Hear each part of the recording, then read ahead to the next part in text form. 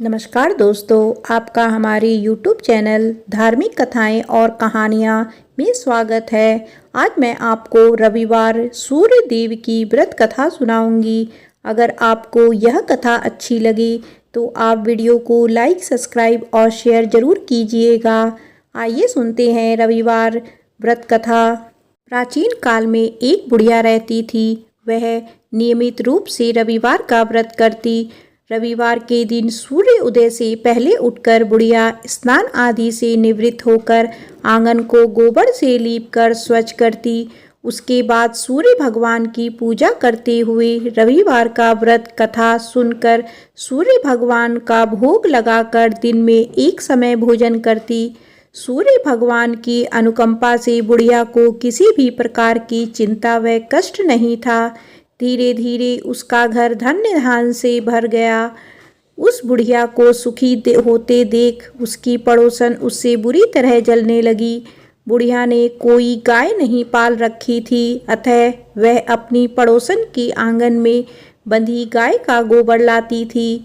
पड़ोसन ने कुछ सोचकर अपनी गाय को घर के भीतर बांध दिया। रविवार को गोबर ना मिलने से बुढ़िया अपना आंगन नहीं लीप सकी। आंगन नहीं लीप सकने के कारण उस बुढ़िया ने सूर्य भगवान को भोग नहीं लगाया और उस दिन स्वयं भी भोजन नहीं किया। सूर्यास्त होने पर बुढ़िया भूखी प्यासी हो सो गई।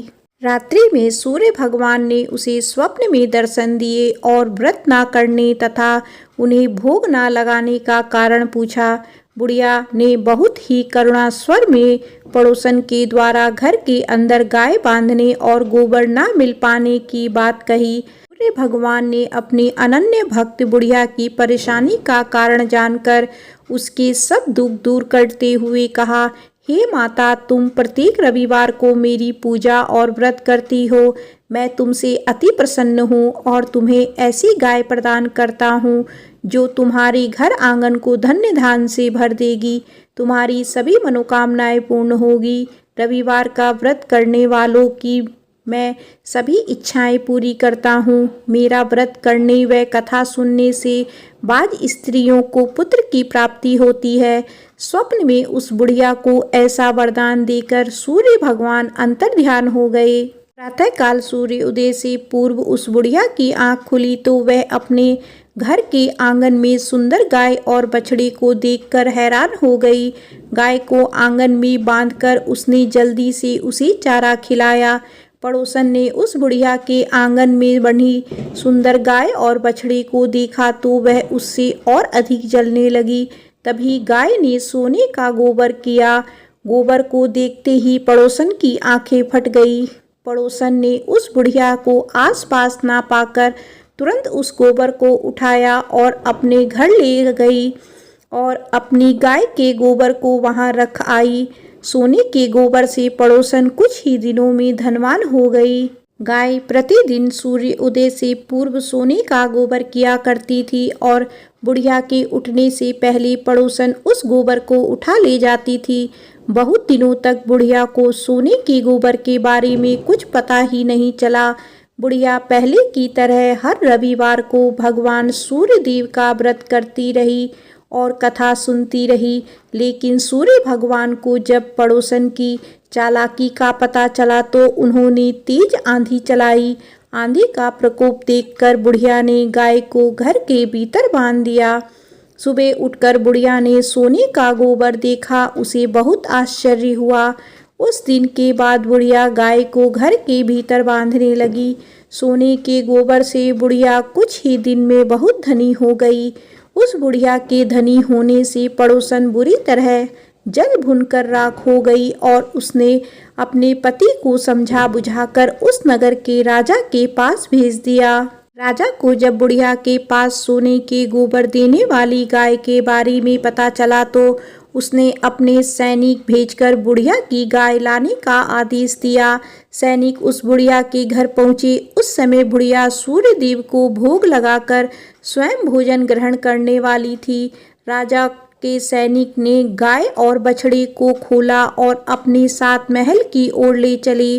बुढ़िया ने सैनिकों से गाय और बछड़े को ना ले जाने की प्रार्थना की। बहुत रोई चिल्लाई, लेकिन राजा के सैनिक नहीं माने। गाय व बछड़े के चली जाने से बुढ़िया को बहुत दुख हुआ। उस दिन उसने कुछ नहीं खाया और सारी रात सूर्य भगवान से गाय व बछड़े को लौटाने के लिए प्रार्थना करती रही। सुंदर गाय को देखकर राजा बहुत खुश हुआ। सुबह जब राजा ने सोने का गोबर देखा तो उसके आश्चर्य का ठिकाना ना रहा। उधर सूर्य भगवान को भूखी प्यासी बुढ़िया को इस तरह प्रार्थना करते देख उस पर बहुत करुणा आई। उसी रात सूर्य भगवान ने राजा को स्वप्न में कहा, राजन, बुढ़िया की गाय और बछड़ा तुरंत लौटा दो, नहीं तो तुम पर विपत्तियां का पहाड़ टूट पड़ेगा, तुम्हारा महल नष्ट हो जाएगा। सूर्य भगवान के स्वप्न से बुरी तरह भयभीत राजा ने प्रातः उठते ही गाय और बछड़ा बुढ़िया को लौटा दिया। राजा ने बहुत सा धन देकर बुढ़िया से अपनी गलती के लिए क्षमा मांगी। राजा ने पड़ोसन और उसके पति को उसकी इस दुष्टता के लिए दंड दिया।